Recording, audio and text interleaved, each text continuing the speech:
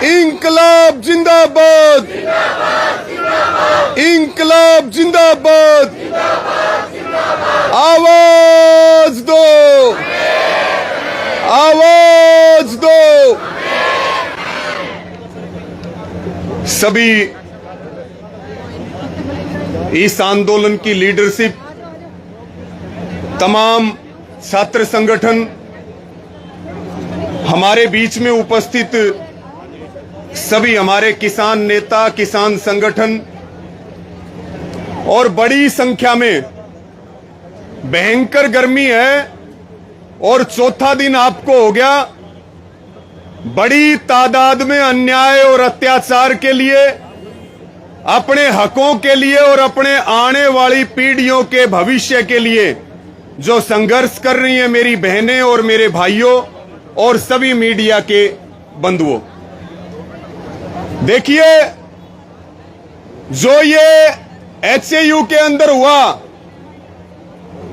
बुधवार को सुबह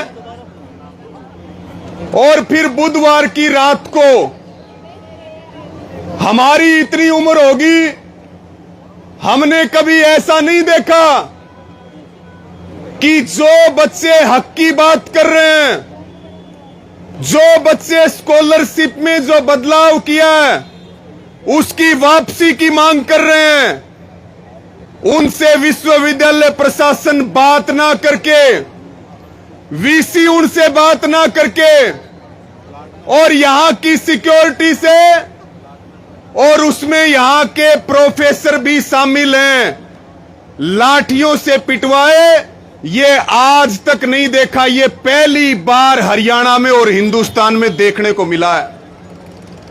गंभीर बात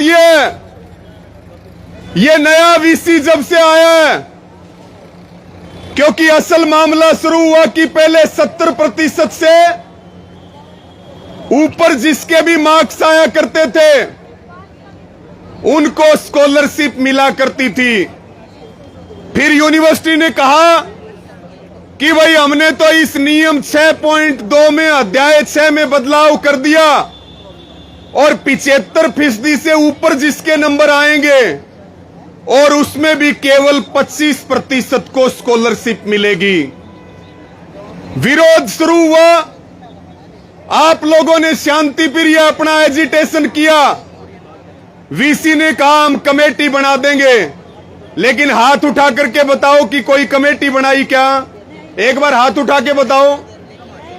और जब बच्चे उनसे मिलने के लिए जाते हैं तो ये जो VC है जिसने इस यूनिवर्सिटी का बेड़ा गर्क कर दिया, जो इस विश्वविद्यालय को संघ का अड्डा बनाना चाहता है, जो मनमर्जी और दादागिरी यहां चलाने का काम करता है, उसने अपनी सिक्योरिटी से बच्चों के ऊपर हमला करवाया। सुबह भी हमला हुआ और रात को भी जो है इतना ज्यादा अत्याचार हुआ कि वही अंग्रेजों के समय की याद दिला दी। बच्चों के सिर फाड़े गए, उनके हाथ पैर तोड़ने का काम किया गया। 2 बच्चे तो अब भी मेडिकल कॉलेज में एडमिट हैं, अग्रोहा। यानी कि जुल्म की इम्तिहा हो चुकी है। स्कॉलरशिप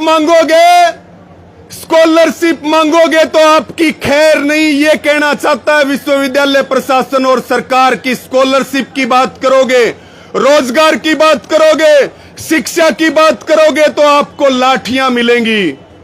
अब आप इस अन्याय के खिलाफ आपने आंदोलन शुरू किया। मेरे इन भाइयों ने बताया कि हमारी पहली जो मांग है वो मांग है जो यहां का रजिस्ट्रार है, जो चीफ सिक्योरिटी ऑफिसर है और सिक्योरिटी के वो तमाम लोग जो इस मारपीट और इस खूनी संघर्ष में शामिल रहे हैं, और एक प्रोफेसर भी है जिसकी ड्यूटी तो बावड़ में है और यहां आकर के लठ चला रहा है, और उसका वीडियो सोशल मीडिया और मीडिया पे वायरल है, कैसे लाठियां मार रहा है। हमारा सवाल यह है कि बावड़ में राधे श्याम लगा हुआ है, उसका HAU में काम क्या है? जो रजिस्ट्रार है, रजिस्ट्रार बच्चों को उठा रहा है, वो सारी चीजें मीडिया में है। और इसके साथ में जो ये चीफ सिक्योरिटी ऑफिसर है, जिसकी नियुक्ति विवादों में रही, जो राजनीतिक संरक्षण से काम कर रहा है, मुझे कोई कह रहा था, बोला ये वीसी का लेफ्ट हैंड है। मैं बोला ये लेफ्ट हैंड नहीं है, ये राइट हैंड है। इन लोगों के ऊपर एफआईआर जो दर्ज हुई है, उसमें भी धाराएं पूरी नहीं लगी।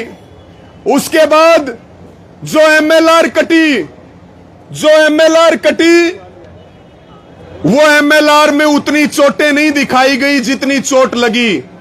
तो हमारी ये मांग है कि एमएलआर सही काटी जाए और वीसी का नाम भी एफआईआर में आना चाहिए।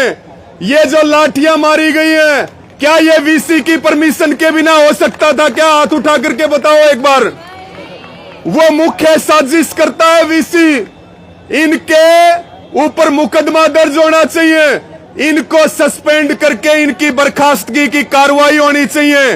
और इस वीसी को सरकार और गवर्नर, एक बात सुन लो भाई सारे हमारे भाई बहन, जो बात क्या हो गया? माइक पर वो बच्चे पुतला हो गए बार और बच्चे पुतला हो गए बार माइक बता दो आप। किसका? बच्चे वीसी का पुतला भी जला रहे हैं। और अकेले पुतले से काम नहीं बनेगा, बहुत कुछ करना पड़ेगा। नमस्ते, ठीक है। तो मैं आपको ये कह रहा था कि भाई वीसी का नाम एफआईआर में होना चाहिए कि नहीं होना चाहिए? क्या वीसी के बिना ये काम हो सकता था क्या? और जो लोग इसमें शामिल हैं, उनको सस्पेंड नहीं, टर्मिनेट करना चाहिए कि नहीं करना चाहिए? वीसी को इस यूनिवर्सिटी से हटाना चाहिए कि नहीं हटाना चाहिए? मैं ये कहता हूं, जितने लोग इस खूनी संघर्ष में शामिल हैं, उनकी गिरफ्तारी होनी चाहिए कि नहीं होनी चाहिए? यही तो मांग है ना आपकी। और भाई ये सारे काम नहीं होंगे तो हमारे नौजवानों ने खुट्टा रोप दिया, और ये खुट्टा जब तक नहीं पाटेगा, जब तक हमारी मांग पूरी नहीं होगी। ये कान खोल करके सुन लो।